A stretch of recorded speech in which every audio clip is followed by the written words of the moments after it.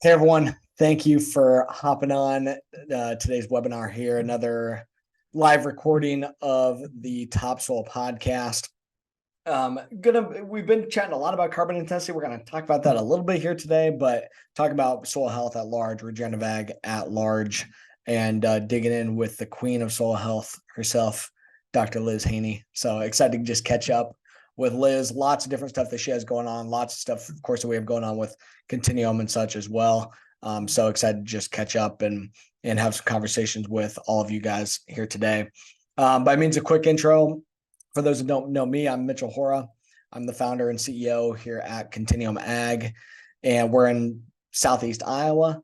We're a software company helping farmers implement and scale regenerative ag.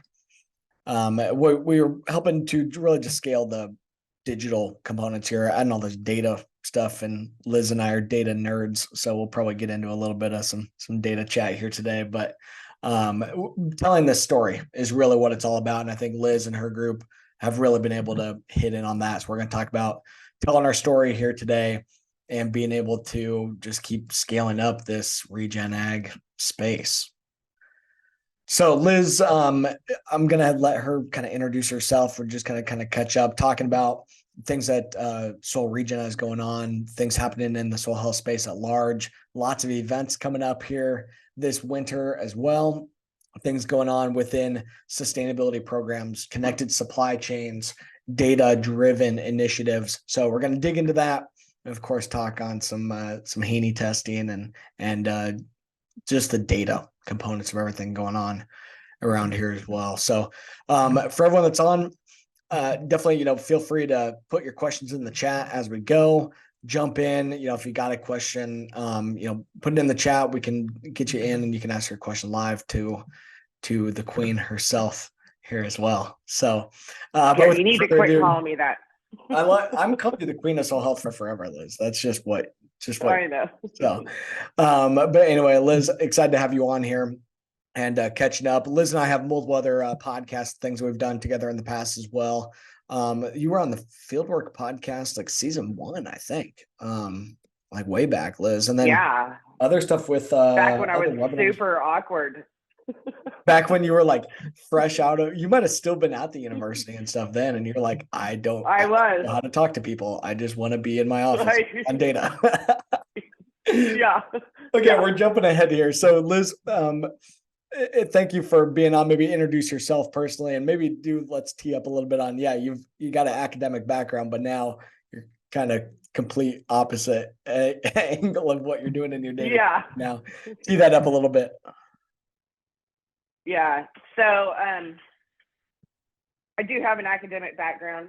I have a PhD in ecosystem science and a master's in soil science. I worked for the state of Texas for a really, really long time. Super boring. Went and worked at Indigo Ag. Might be familiar with that, for about 18 months. And then after COVID, we all got together, and I think it was at your field day was one of the first field days that we had been able to all get together. And then we started running around all over Iowa and Nebraska and all that stuff. And Russell sent me a message and said, hey, let's, really take Soil Regen up to another level and do education all the way from conferences down to the field and really help farmers. And so I came home and quit my job, and that's what we do now. It's awesome. Quitting your job is the best. Yeah. I'm glad I could. It is the best. I'm glad I got to influence you a little bit on quitting your job. And but let's do talk real quick though. So like you were working within the university stuff or the state thing, but the project you were working on was actually pretty cool, like the water modeling and stuff like that. I forget, what was it? Remind me, what was it called? And like tell everyone kind of a little bit on what it is, because I think the tool is still out there and people could find and use it, right? Or is it completely gone? Yeah, well, it's you can still use it. So I was specifically working on the conservation assessment effects program. I can't even remember that, but we use the SWAP model, so the soil and water assessment tool. And so it's a large scale hydrologic model that models conservation practices and their effect on water quality. And so like the Farm Bill uses it to determine if the conservation programs that they're funding are actually improving water quality. Looking at like cover, a lot of it was cover crops and stuff, right? Cover crops and no-till, and looking at a watershed basis, like, hey, if we had X percentage adoption of these practices, here's how it would improve water quality, right? That's kind of the gist of it. Yeah. And like a really good example of that is like in the Chesapeake Bay watershed, where they showed that if cover crops were introduced, it would reduce nitrogen pollution by this percent and phosphorus, by this percent.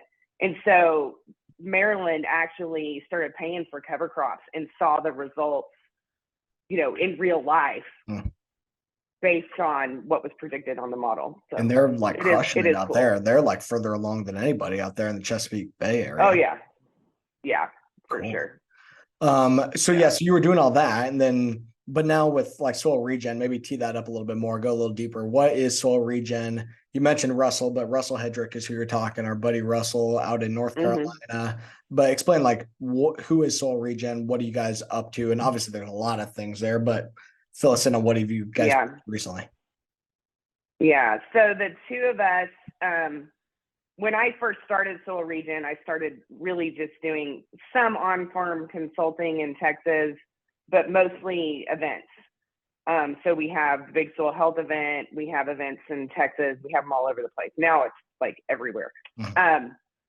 But that's just one part of what we do. So education and training. We also do research trials and design for companies that are trying to see how their products affect the soil.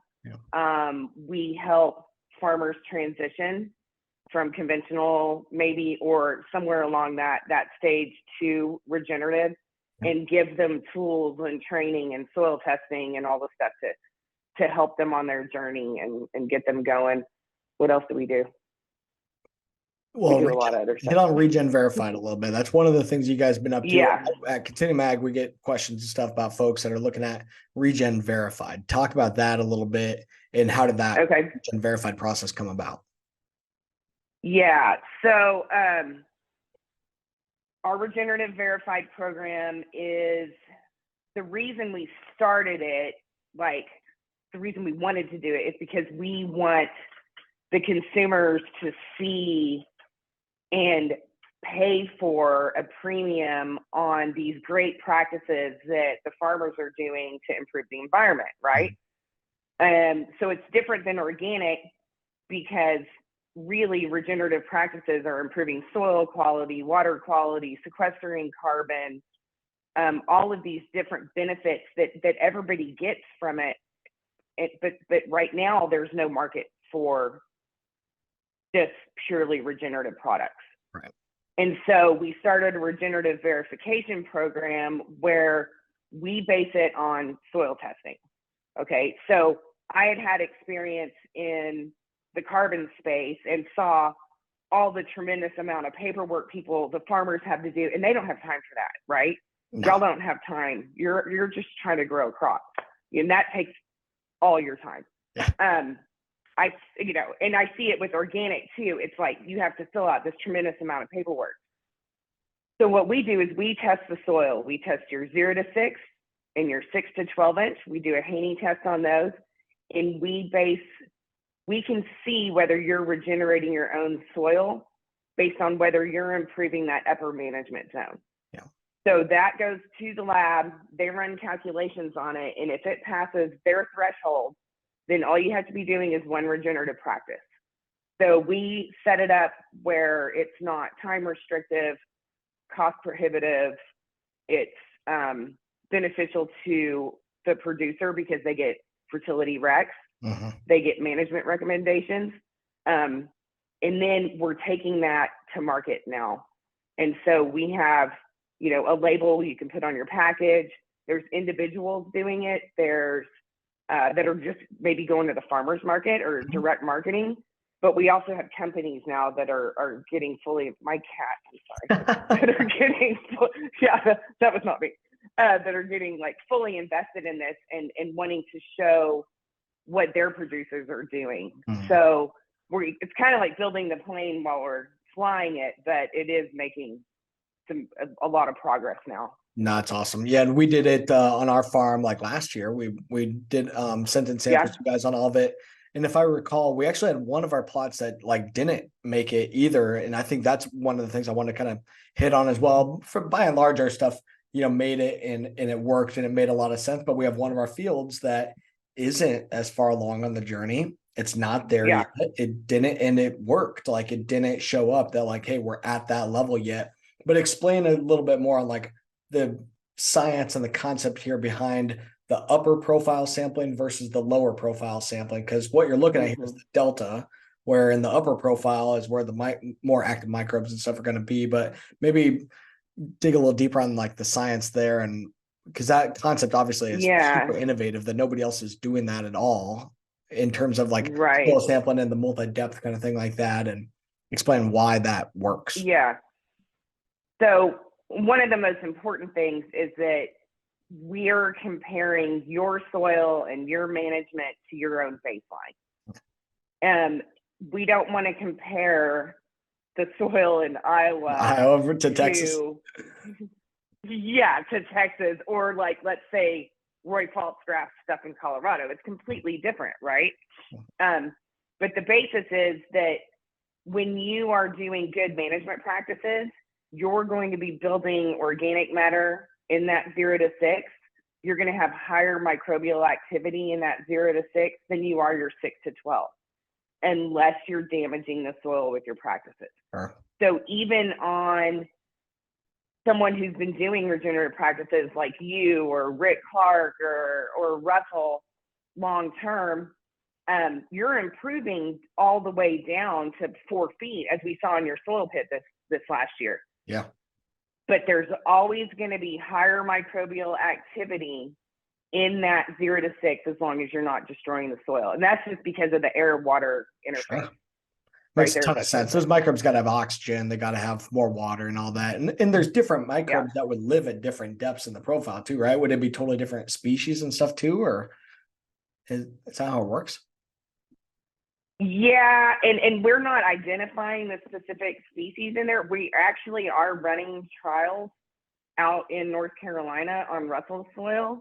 And like it's with Rise Bio, and they're doing these metagenomic testing, and they're finding that in regenerative soils, like versus some of the ones that they're testing elsewhere, or even in additional locations that have been treated differently on his farm, they have a completely different species composition. Wow. Which is really, really interesting. Yeah. That's wild. Yeah. But it ends up just being, it's the whole soil food web stuff, you get right? more diversity. Sure. That's what I was going to say. It's more diversity and stuff too, right? More fungal biomass. Oh, yeah. Dig a little deeper, like what are the differences? And maybe the results aren't fully in yet, but yeah, what are some of those differences in those healthy soils versus not? So there's more like nitrifiers. So you're getting better mineralization of the nutrients in the soil where it's healthier. There's less loss of nitrogen. So the microbes that are responsible for losing nitrogen and converting it back to the atmosphere, they're not as active. They're still there, but it's changing the composition to where, like, what we've always said is that the healthier your soil is, the more your nutrient cycling is going to be efficient, right? We're actually seeing that within the species that are present in the soil. That's so it's really cool. So being able to put the label and stuff on that, where it's like, hey, here's soil data that's showing that we're actually regenerating. It's not just check the box and do a practice, but there's the soil data, more like science behind it. And so you guys are working on the label and stuff. How are what's been happening with those conversations? Like when you approach these companies, how did those conversations go from like CPG brands and stuff like that, right? That's kind of who you're talking about, because it's really them that has to go and build the market, right? Is those companies.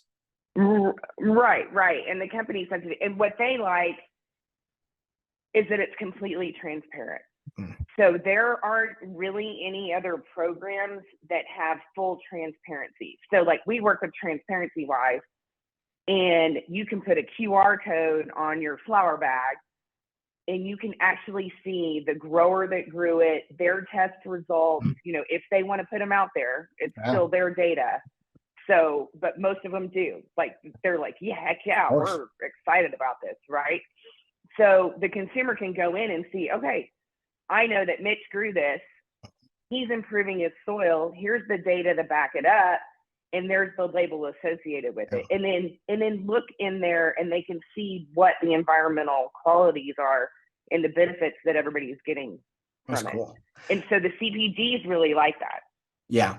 Well, especially in the food side of things, you know, that's a lot of like where you guys have really been hitting too. But that's the other thing with yours too, maybe for, you know, the folks that are on this, you're not just talking about large scale row crop kind of farms, because you're doing a sample. It can be a really small kind of plot, right? Oh yeah. Yeah. I mean, well, and a good example of that is like for the distillery.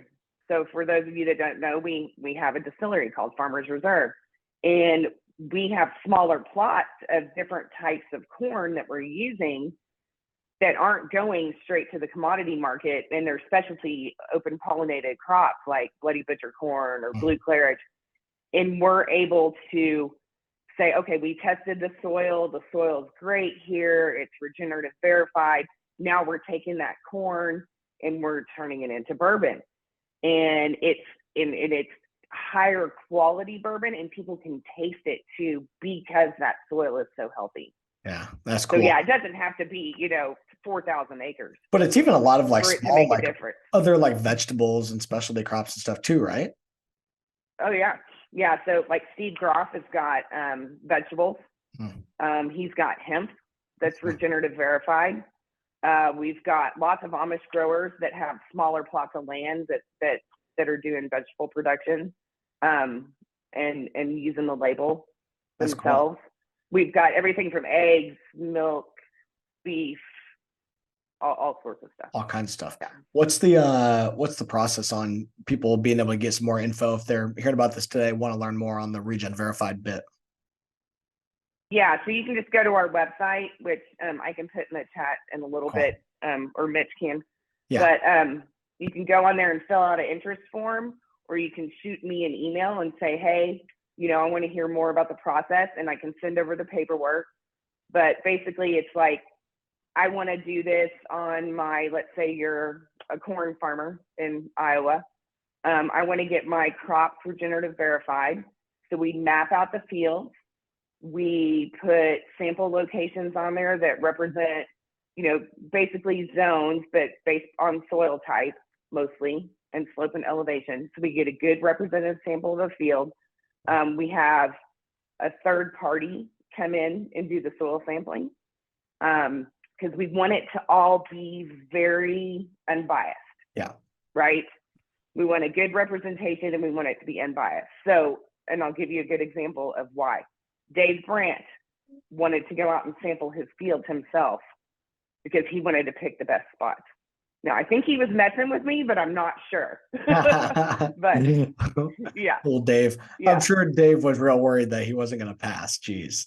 Right. But like, right. Dave, like, so, of course, like your soils, like, I mean, I've been on his soils and stuff. Like, Dave, your soils are amazing. Like, yeah, you're gonna pass. Yeah.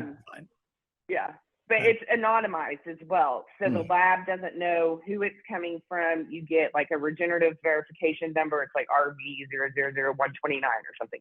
Cool. So the lab is also unbiased. They don't, because you know, some of these people know who runs the lab, sure, which is Lance Gunderson. Yep. But we don't want anybody, any consumer, any CPG to feel like anybody was biased in this whole process. Yeah. So once the samples are pulled and sent to the lab, they run them. They run the calculations comparing that 0 to 6 and 6 to 12 inch depth. And it's based on lots of different factors in the Haney test. So microbial respiration, water extractable organic carbon, organic matter, organic nitrogen. And I don't even know how the calculations are run because it's unbiased, right? Yeah. Top secret stuff. That's cool. If it passes their score, then the producer can send proof of one regenerative practice. Because the soils can tell us that's all we need at that point. Yeah. So they can send cover crop receipts or, you know, pictures and videos of them planting cover crops or no-till, that kind of stuff. Yeah. Usually I ask for one thing and they'll send me a novel on everything that they've done because they're so I think excited, they're right? just so used to it, you know, with some of these different sustainability programs and things going on that require a lot of data, a lot of different stuff happening. And yeah, being able to simplify it makes it easier. But yeah, a lot of these farmers that you're working with have a ton of practices going on, not just one. So it's a system, but no, it's cool. I think, you know, just so many of these programs, everyone's looking for like, hey, how do we define this? How do we quantify some of these things? We've been really pushing on carbon intensity as a calculation, as a number that we can put on our practices. But the big driver there is with biofuels, you know, and crops that are going into ethanol or into biodiesel and stuff. Right. And a lot of the farmers you guys are working with are focused on food, focused on like direct to consumer type of thing. So that's where I'd like wanting to hit on this for everyone that's listening in here too. Like, hey, if you're looking at, you know, being able to market Regen Verified into like a commodity market, they're probably not going to care. But into a specialty market, at this point, at least at this point, like okay, having that certification, that's great. They're going to say, hey, thumbs up, but you got to be able to market it on your own and being able to build some of these specialty markets to really be able to make these like systems work, right? You know, it's that stamp of approval though to say, hey, this right. And right now, that's because there isn't enough regenerative verified product to aggregate it fully. But we are working with like Soil Regen is working very closely with Green America and SCI to scale this. And so we have a pilot project in Kansas right now with wheat.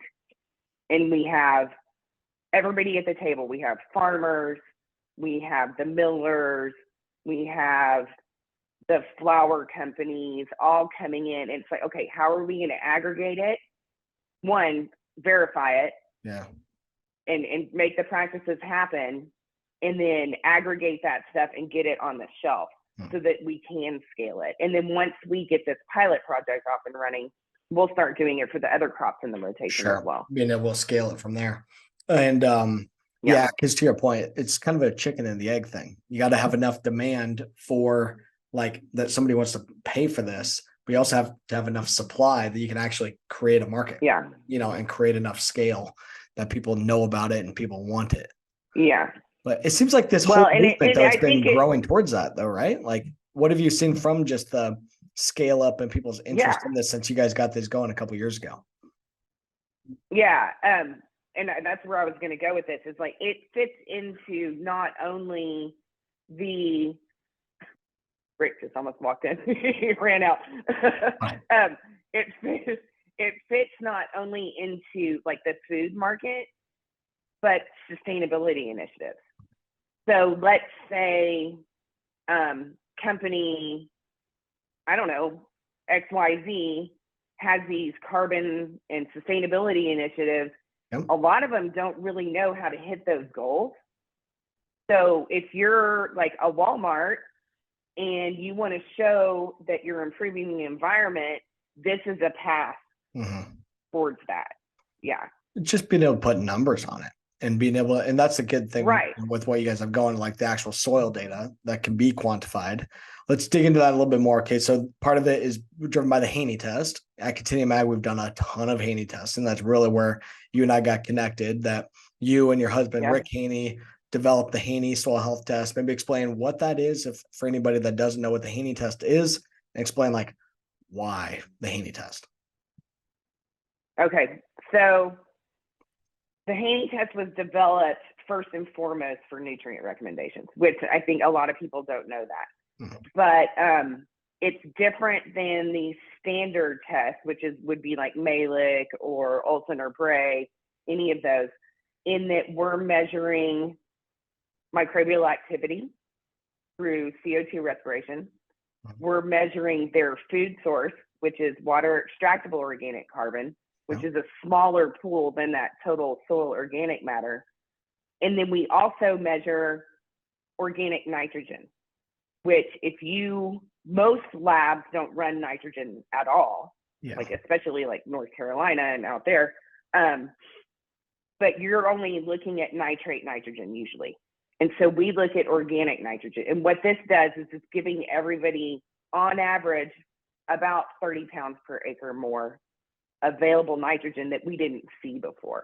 Yeah. And so the benefits of that are, one, cost, right? You can reduce your fertilizer by that much, but also reduces leaching like into our water table and stuff as well. Yeah, with proper management. We've been, when I started Continuum Ag, we were really focused on the Haney test at the beginning, really able to get that built out. And yeah, our average nutrient savings for our customers was more than $75 an acre using the Haney test. The Haney test costs, we're charging $10 an acre, so charging $10 an acre, but they're saving an average of 75. And it's just because we're quantifying some of these pools of nutrients that we weren't quantifying before. And as you go more regenerative, those organic pools become more and more prominent. We've been able to really see that. Definitely. And especially in a year like this, where we were super dry up here in Iowa, or in our neck of the woods in Iowa, crazy dry, not great yields, but because our cost of production is so much lower, because we fine-tuned our inputs, we're still able to be profitable because we've got this data and making the right decisions. Right. And your soil is more resilient. For sure. Right. For sure. To change. And I've seen that all over the country. Like even Minnesota was really, really dry this summer. And the regenerative farmers' corn was still green. Everybody else's was dried down. Yeah. And they were out there picking. So, I mean, then the longer that you can keep those plants alive and growing, the more carbon they're taking in, then the better crops you're going to have. Well, the more carbon they're putting in, more they're feeding the microbes. It's that cyclical effect of, having healthy crop the 1 year, or healthy cover crop, healthy whatever you're actually growing, to feed those microbes that are going to help you in the future years and those years to come. We keep on, just dialing things back more and more. We've definitely on some of our stuff, have hit some limits because we're still playing in commodity markets. Like we still got to have big time yield to really make all this go. But there's a balance to the right amount of fertility input that can get us the optimum amount of yield and output that we want. The Haney test piece, for Continuum Ag, it's been a huge driver. And for our own, like I said, for our own farm, it's been just massive. But I think for everyone, another piece to iterate there is, like Liz was saying, quantifying the nitrogen piece, that a lot of times farmers just apply nitrogen at a rate of 1 pound of nitrogen per bushel that they want in yield. And in reality, Mother Nature is going to provide a lot of that nitrogen for us. And as your soil becomes more microbially active, it's going to give you more and more and more on its own. And we've really seen that with this diversification stuff too. And doing all this relay cropping, we're seeing upwards of 200 units of nitrogen come available following a relay crop. And it's almost all in the organic form. It's freaking nuts. Like we wouldn't have ever even seen this historically if we were only looking at nitrate and ammonia. Now our nitrate and ammonia typically never is at 10 part per million combined. Nitrate plus ammonia is rarely 10 part per million, super low in the soil, but our organic nitrogen is consistently now 50 to 60 part per million organic nitrogen. And that's just in the top 6 inches. Really seeing those changes. Yeah. I mean, that's what, 120 pounds. It's nuts. And that's just the top 6 inches. And it's not going to get lost either, because we're stable. Your nitrate nitrogen is going to leach every time it rains. Yeah. And so that organic nitrogen is going to keep turning and turning as the plants need it. Yeah. Explain, explain a little bit. You have a good quote and comment, that there's still a lot of folks who don't think that organic nitrogen can be taken up by the plant. You've got a nice little, smart aleck comment too about organic nutrients being taken in by the plant, but explain that a little bit more from a scientific side of things, that as far as what we understand today of the plant being able to utilize nitrate and ammonium as inorganic nitrogen, but also plants being able to utilize organic nitrogen. Yeah. So there was actually a paper that came out, I think a year ago or so, but they showed that plants preferentially take up organic nitrogen no matter what the quantity of it is relative to inorganic. Wow. And that's because they can use it in their tissue more readily. They don't have to go through as many conversion processes. So it's more efficient for them to take up organic nitrogen. And I still see people getting up on stage and saying that plants don't do that, and that's just wrong. And yeah, that it just makes so much sense to me too. Of like the plant itself, what is it trying to do? It's trying to, the plant is using these nutrients to create organic compounds, including protein and amino acids and all that. Like, why would the plant not want it already in an organic form? Which all that means is that it has a carbon molecule attached. That's the definition of organic chemistry. It's just nitrogen with carbon attached to it. Like, why would the plant not want it like that? Right? Well, I mean, and if it didn't do that, glyphosate wouldn't work. Glyphosate is carbon, phosphorus, and nitrogen, and you know it works. Roundup works pretty good for so it's pretty much it's pretty much a no-brainer. That's funny. Yeah. But so one of the, I don't know if you and I have talked about this. One of the tools, that a lot of farmers use to monitor their nitrogen rates is using stock nitrate samples at the end of the year. And that's what we were trained to do. You do sampling in the early part of the year, you do a spring nitrate test in the early part of the year to fertilize, and then you do a stock nitrate test at the end of the year to see how much nitrogen is left over in the stock. And the Iowa State rate that it's supposed to be, the range is between 400 and 2,000 part per million.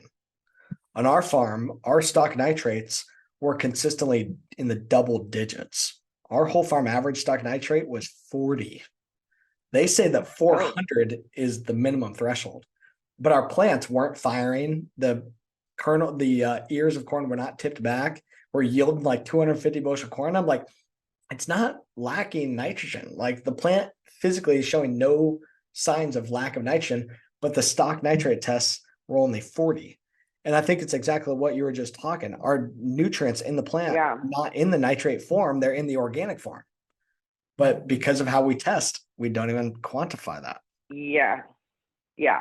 And I mean, do you want all that nitrate? No, in the stock? Of course not. That's just inefficient. I mean, any type of inorganic nitrogen fertilizer that you put out, depending on the form and how you put it out, you're at best going to get 30% efficiency. Yeah, it's crazy. So 70% of that stuff is gone. Yeah. So if you have a high stock nitrate, that didn't go into the part that you're getting paid for, right? Yeah. Wow. That's cool. I think we're exactly, seeing that. I haven't done a stock nitrate test now in a couple of years because we were doing them for multiple years for some of our trials and stuff. And I'm like, these stock nitrate tests are crazy low. And when we're at that low of a threshold, like everything is kind of in that scale. We don't have the big spread of data. Our data window from our minimum and maximum is significantly lowered. It was like, 20 part per million to like 90 part per million versus typically we'd be looking at a couple hundred part per million to a couple thousand part per million, a much bigger spread of data. But we were getting such low numbers. I'm like, these numbers don't show me anything. So we haven't even been doing them anymore. So I want you to do, and I want you to pull some, and we'll do a total nitrogen on your stock. And then a stock nitrate test, and then by difference we can measure the organic. That's what we need to be able to do. Total nitrogen. I didn't even know that they were doing total nutrients within the plant as a plant analysis. Is that the concept?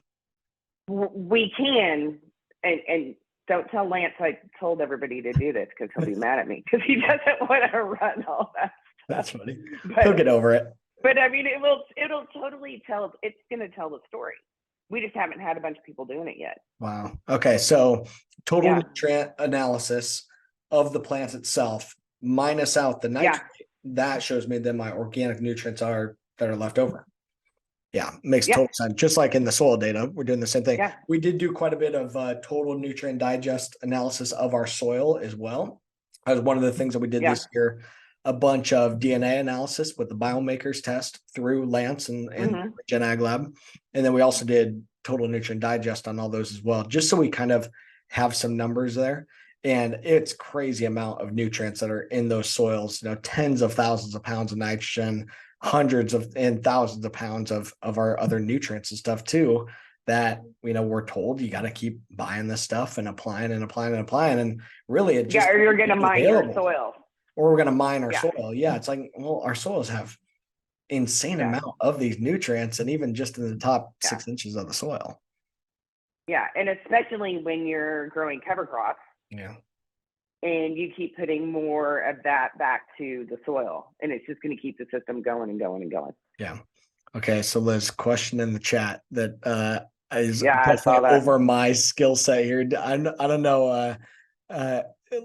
So comment, question on like was it rhizophagy? I think what is it? Rhizophagy. Rhizophagy cycle, oxidative process in plants for nutrient extraction from symbiotic microbes for uptake nitrogen discussion. So I think this would be in the rhizosphere, the area around the roots, the plant's ability to pump carbon into the soil and in exchange be able to have more nutrients coming back in. It's my understanding that the plants would be pumping carbon to feed mostly bacteria.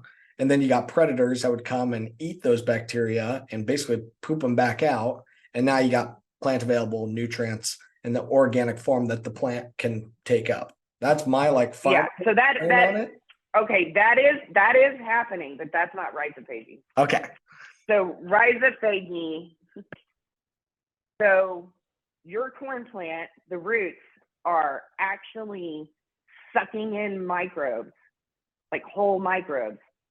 And then the oxidative process is there's superoxide in the roots, and it dissolves the casing around the microbe, and they so mean to my microbes out of it, and then they spit those microbes out half alive, and then the microbes live again, and then they suck them back in and spit them out. Okay, hold on. I've been in this space for a long time. I've never had this exact discussion here. Okay, so and I figured that there's it's the coolest thing ever. This is nuts. Okay, so the plant roots are of course are bringing those microbes to it by pumping carbon and stuff out there, pumping simple sugars, and those microbes are attracted. They want to eat those simple sugars, simple carbons and stuff. But the plants are literally sucking them in and then oxidizing them. They have superoxide. So they use superoxide to dissolve the casing, the microbe body, membrane. And then they suck the nutrients out. The membrane, yeah. And then they take the nutrients out of them, and then they spit the microbes back out. Spit them back out into the wilderness. The poor microbes in there, like, geez, like I just got all my blood sucked out of me, essentially, all my nutrients taken out, and then they could just get put back out in the rhizosphere, and they got to eat and figure it out and multiply again, and then they just get sucked back in and out over and over and over. Mm-hmm.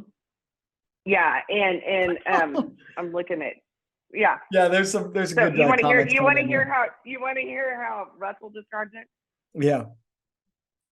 Okay. He said, "You mean it's bad if you have children?" Everyone, plug your ears if anyone knows Russell, they'll know what's going on. Yeah, it's because you mean my corn plant is out there sucking and spooching.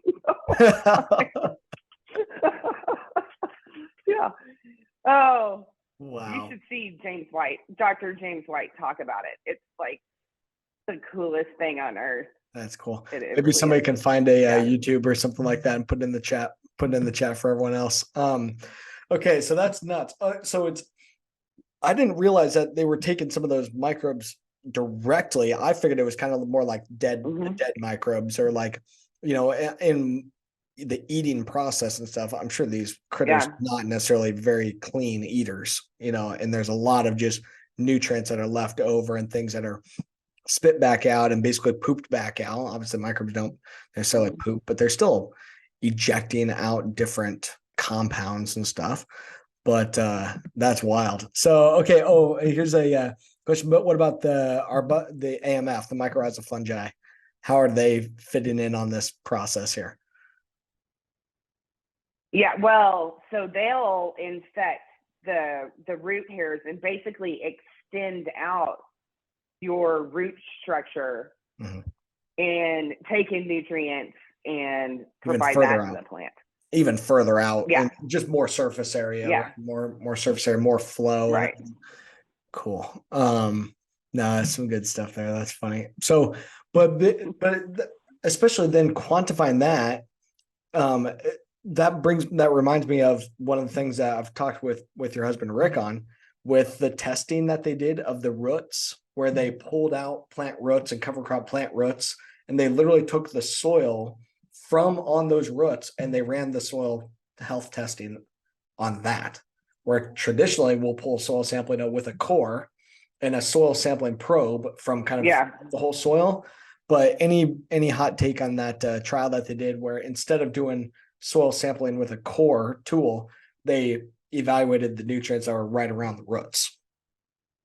Right. Yeah. So if you pull up a plant and shake the soil off around the roots and send that in to be analyzed, and then take a core right next to it where there's not a plant growing, you'll get completely different results, because that's where all the action's happening. Sure. That's where everything is happening. And it is because those plants are putting out sugars and feeding the microbes. Well, and different acids and stuff too, right? They're changing the whole pH of that system too. Yeah. So they'll pump out organic acids like citric, malic, oxalic, which is what H3A is. That's why we use it. Yeah. So they'll pump that out, change the pH, dissolve nutrients. You know, some of them put out specific, like buckwheat will put out specific compounds that specifically feed rock eaters, so bacteria that dissolve calcium phosphates so that they can get phosphorus up. So all that's happening right there in that root zone. Yeah. So that's why we preach diversity so much, right? So one of the soil health principles, of course, to foster diversity, because those diverse plants pump out different diverse compounds, stimulating diverse microbial systems, cycling more diverse nutrients. And create resilience. Sure. I mean, and that's where the resilience comes from. And another thing that Dr. White told me, I told him that some of our guys growing open pollinated corn, they'll go in and pick the best ears and stuff and save them to replant them next year. And I was like, so is that just genetics? That plant, you know, did better in that soil for some reason? And he's like, no, it's because the microbes that were in the root, because of the rhizophagy cycle, were functioning better. And so that's why that corn's growing better. That's awesome. I don't know. Yeah, sorry, I went on a tangent there. It's nuts. It's nuts. Yeah. Okay, I just looked at the clock and we've got 15 minutes left here. Oh. And we've only gotten on like topic number one of just, you know, what we were kind of gonna hit on, which is great. Want to switch things up a little bit. You had mentioned the big soil health event before. Continuum Ag's a sponsor. Excited for that. Tee that up. I'm sure hopefully a lot of folks on here are registered already. If not, you know, that was part of why I want to have Liz on specifically at like this time of the calendar year. Is like, hey, people need to be thinking about big soil health event, get registered. Tee that up a little bit. Tell everyone kind of what we got going on this year with the big soil health event. Yeah, so it's a big soil health event. It's December 11th through 13th. We're going to start in the evening of the 11th, start about 4 o'clock, and we've got Ray Archuleta talking. We are having a farm to brew challenge that evening. So I think we have 8 breweries right now signed up. They have Regenerative Verified barley, and they're brewing craft beer from it. And so everybody will get to try all that great beer. It was a big hit last year. And we'll have dinner that evening. And then the next day, we've got lots of great speakers. We've got Jay Fuhrer, I'm going blank. Chris Peachout, Yeah. Karen Williams, Monty Bottens, just a lot of really, really good speakers. Jerry Hatfield. We also have the next day, we have Chris Nichols and John Kemp is coming. So it's going to be a really good event. Awesome. And there's lots of really cool vendors too. So y'all are one, but lots of good people that we've worked with before that have really good products to help people either transition off of using so much fertilizer or build up their soil biology. One of them example is Organism. They're one of our major sponsors. They've got some really good stuff, and they're hilarious. You got to go talk to those people. They crack me up. Yeah. I put the link for everyone for the event page and registration stuff in the chat. Also the YouTube video from Dr. James White. I've noted that down, and I'll make sure that it gets put in the show notes and stuff for anyone that's listening to this on the podcast. This will be put out on the TopSoil podcast page in the coming days. Okay, so the big soil health event, but then there's also the premier soil health event, like the week before up in Minnesota in Mankato. I'm speaking at that. I know Russell's speaking at that. That one looks pretty action packed as well, but kind of able to tag team two of them together a little bit, right? Yeah. So that's being put on by the Minnesota Soil Health Coalition. Yeah. Which, if y'all haven't met these people, they're amazing. Yeah. Just super great bunch of folks up there. So yeah, that event is happening right before, and we're both working together so that people can either go to one or the other, or road trip down after the Premier Soil Health event. That's December 5th and 6th. So yeah, and then road trip down to Iowa. Yeah, December 5th and 6th. So like I said, I'm speaking there, and then going from Mankato, Minnesota to Wisconsin is having their like winter soil health conference. I'm speaking at that one as well. And I gotta just share it out loud for you, but everyone here too, Liz. But I'm working on my plans for right before the Mankato thing. I got invited to speak at COP28 in Dubai on December 4th. Whoa. Yeah, so I might be going to the UAE literally right before that too. So I got to figure out all that, because I'm like, gosh, like, how are you going to get back? I'm already, so I can fly December 5th. So I would speak in Dubai on December 4th. I could catch a flight like right after midnight in Dubai on December 5th in the morning. But they're so far ahead of us time-wise by the time I get back here, it's like 20 hours or 24 hours of travel. But by the time I get back here, it's like in the evening, like local time on the 5th. Oh. So I'm like, well, shoot, might actually be able to make this work. But anyway, we'll see. But you're insane. Dubai sounds kind of fun. Never been there before. Yeah. So like, yeah, COP28 sounds kind of fancy, but we'll see. Yeah. Thanks. Leanne called me crazy. I appreciate that. Okay. Hey, really good question here from our friend in Serbia about like monitoring soil health from these different places. We've been exploring this as well for some of our stuff we have going on in Brazil, some of these other areas. What do you tell, folks when you get this question about how do we monitor soil health in some of these different locations where the Haney test isn't quite available at this time? How do you tell them? You can ship your samples internationally to Regen Ag Lab. You just have to request customs for that. But there's ways to do it in the field too. Get an infiltration ring, put it down in the soil, see how fast it's infiltrating, and do that under different management conditions. And then you can monitor how the health of the soil is. Looking at earthworms, do earthworm counts. That's right. Yeah. Sniffing dirt's always good. That's right. That was what I was going to say is, my favorite thing to do with farmers is take a shovel of soil from in their field versus on the edge of the field and more of like a native area, and compare the two.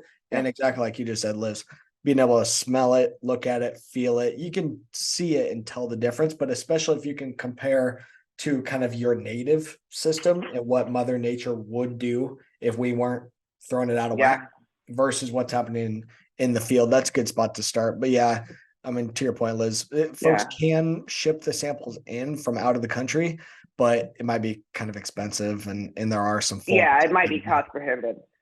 Yeah, and we did like, and you're talking field versus like fence.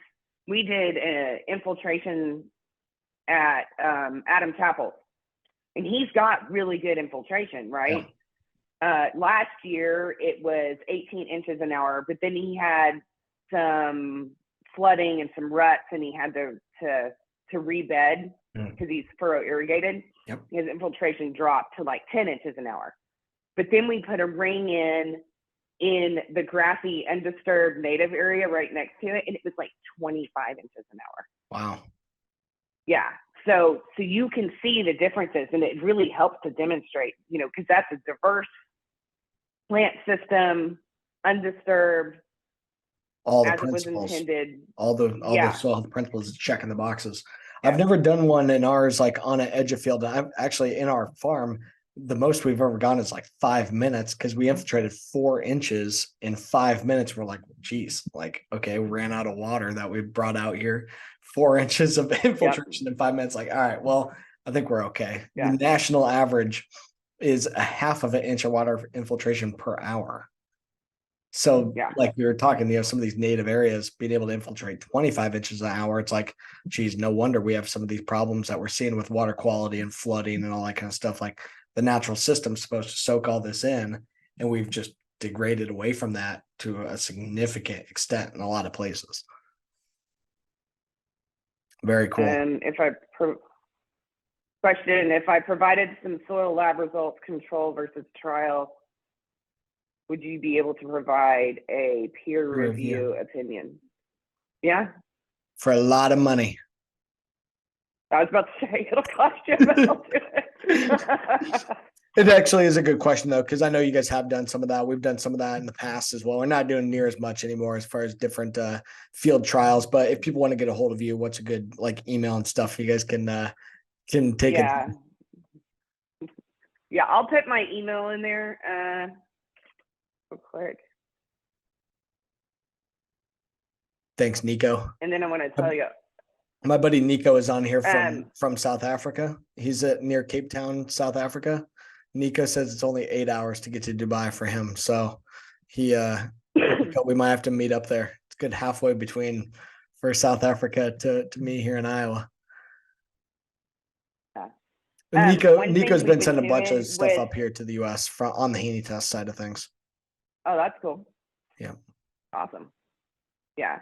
Back on that research versus control versus trial. We have been looking at using that regenerative calculation on that to dive further into whether, you know, a product is making a difference or something like that. Sure. So we can set up all sorts of different kinds of testing, and so that we can really see what's going on. We'll be able to dig. And the depth of sampling is going to, really matter. If you're doing like surface applications of something and you want to see if it's working, don't take a 6-inch sample. Take a 3-inch depth. Sure. Just make sure you write it on the bag. Yeah, because that's where it's going to have all the impact. Activity. Sure. No, it's where you're actually going to be impacting and influencing those microbial systems. No, I like it. It makes a ton of sense. What else? What else you guys have going on and stuff? I know I saw the mobile mill is getting up and going. Maybe a quick thought on that. The mill finally lives. Yeah. So sorry, saw deer go by. I started thinking about hunting.